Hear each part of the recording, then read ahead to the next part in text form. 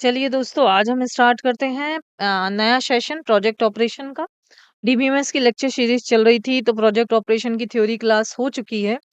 Theory आप देख लीजिएगा तो ऑब्जेक्टिव आपको आसानी से बन जाएंगे। स्टार्ट करते हैं बिना देरी किए। पहला है क्वेश्चन, प्रोजेक्ट ऑपरेशन का उपयोग किस चीज के लिए किया जाता है? याद रखिए, इसके पहले हम जब सिलेक्ट ऑपरेशन कर रहे थे तो उसका उपयोग रो अर्थात टपल के लिए किया जाता था, और जब प्रोजेक्ट ऑपरेशन का होता है तो कॉलम के लिए किया जाता है। तो आंसर आंसर हम ज्यादा फोकस करेंगे, क्योंकि चार ऑप्शन में हम घबरा जाते हैं, तो आंसर पे विशेष ध्यान देंगे। तो आंसर नंबर बी, एट्रीब्यूट या कॉलम को चुनने के लिए।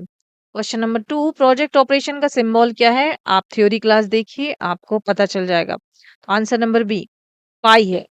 थर्ड, प्रोजेक्ट ऑपरेशन किस पे कार्य करता है? जाहिर सी बात है, कॉलम पे काम करता है। Answer number B.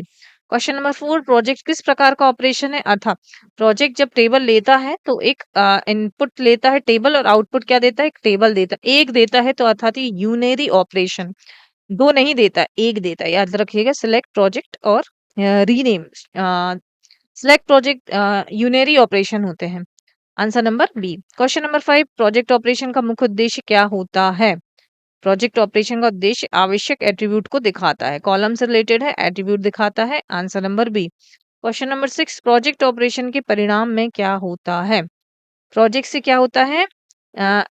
Answer number ए, कम एट्रीब्यूट होते हैं, क्योंकि क्या होता है प्रोजेक्ट ऑपरेशन में हम सिलेक्ट करते हैं कितने एट्रीब्यूट आपको शो करने हैं। तो आंसर नंबर ए, कम एट्रीब्यूट होते हैं। प्रोजेक्ट से कॉलम घटते हैं, रो नहीं घटती।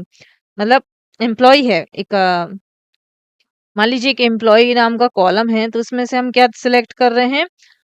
एम्प्लॉय नाम का, सॉरी, टेबल है, तो उसमें से हम क्या सिलेक्ट कर रहे हैं? एम्प्लॉय की आईडी और एम्प्लॉय का डिपार्टमेंट, और बाकी कॉलम हम छोड़ देते हैं, तो क्या करते हैं? घटते हैं आंसर में। ठीक है। क्वेश्चन नंबर 7, प्रोजेक्ट ऑपरेशन स्वचालित रूप से क्या हटाता है? स्वचालित मतलब जब हम प्रोजेक्ट ऑपरेशन अप्लाई करेंगे तो क्या अपने आप हटे? अपने आप, ठीक है। स्वचालित, खुद से, बाय डिफॉल्ट। बाय डिफॉल्ट की बात होती है तो डुप्लीकेट रो हटाता है। ठीक है। तो answer number A. Question number 8, सही प्रोजेक्ट एक्सप्रेशन कौन सा है? प्रोजेक्ट ऑपरेशन को हम पाई से दर्शाते हैं, बिना देखे बी पे आप टिक करिएगा। क्वेश्चन नंबर 9, प्रोजेक्ट ऑपरेशन किस पे असर नहीं डालता है?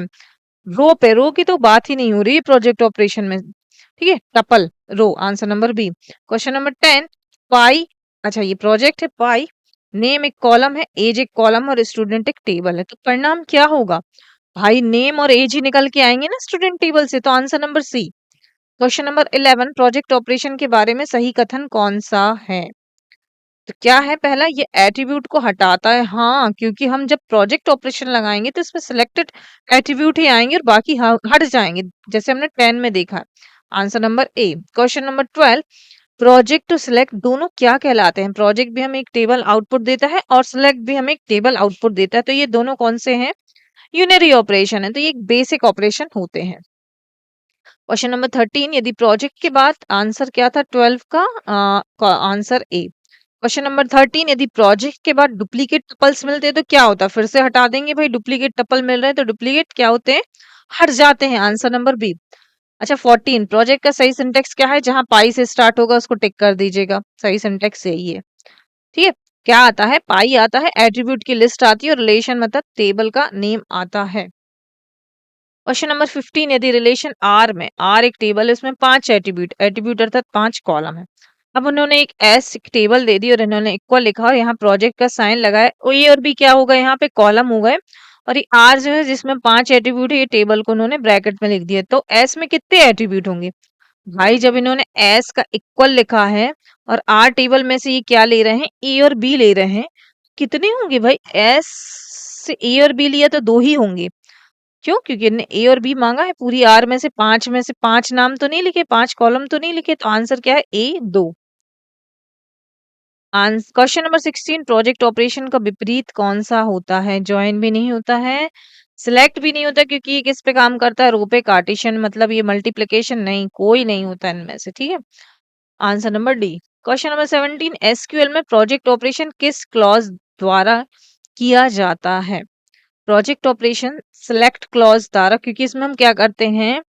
आंसर नंबर बी, क्योंकि इसमें हम क्या करते हैं? कॉलम को सिलेक्ट करते हैं, तो सिलेक्ट क्लॉज का होता है। और जबकि हमने जब पढ़ा था सिलेक्ट ऑपरेशन में कौन सा क्लॉज यूज होता है? वेयर क्लॉज यूज होता है, आप सीरीज देख लीजिएगा। क्वेश्चन नंबर 18, पाई प्रोजेक्ट नेम, ब्रैकेट में देखिएगा।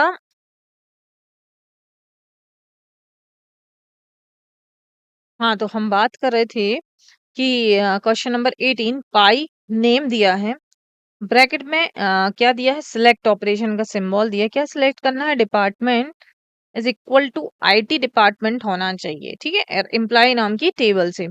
हम क्या करेंगे, सिलेक्ट आईटी डिपार्टमेंट के एम्प्लॉय सिलेक्ट करेंगे और क्या होगा, एम्प्लॉय टेबल में से होगा। तो आंसर नंबर सी, केवल आईटी विभाग के कर्मचारियों की क्या दिखाना है, नाम दिखाना। इन्होंने पाई लगाया, हमको नाम चाहिए, सिलेक्ट लगाया। क्या चाहिए, सिलेक्ट किया इन्होंने, आईटी डिपार्टमेंट को सिलेक्ट किया, ठीक है। तो आंसर नंबर सी। आगे बढ़ते हैं, क्वेश्चन नंबर 19 प्रोजेक्ट ऑपरेशन क्या घटाता है, फिर वही बात, कॉलम घटाता, आंसर नंबर ए, ठीक है। और जबकि सिलेक्ट क्या घटाता है, रो घटाता है। क्वेश्चन नंबर 20 प्रोजेक्ट ऑपरेशन का परिणाम किस रूप में होता है। प्रोजेक्ट ऑपरेशन का आउटपुट और सिलेक्ट ऑपरेशन का आउटपुट किस में होता है, टेबल में होता है। नेक्स्ट, आप समरी देख सकते हैं, प्रोजेक्ट पाई कॉल एट्रीब्यूट या कॉलम पे कार्य करता है, क्या हटाता है, डुप्लीकेट रो हटाता है। और उदाहरण के लिए हम देख लेंगे कि पाई नेम और सैलरी इन्होंने लिए किस टेबल से, एम्प्लॉय से। आज के लिए बस दोस्तों इतना ही, मिलते हैं हम नेक्स्ट वीडियो में, तब तक के लिए गुड बाय।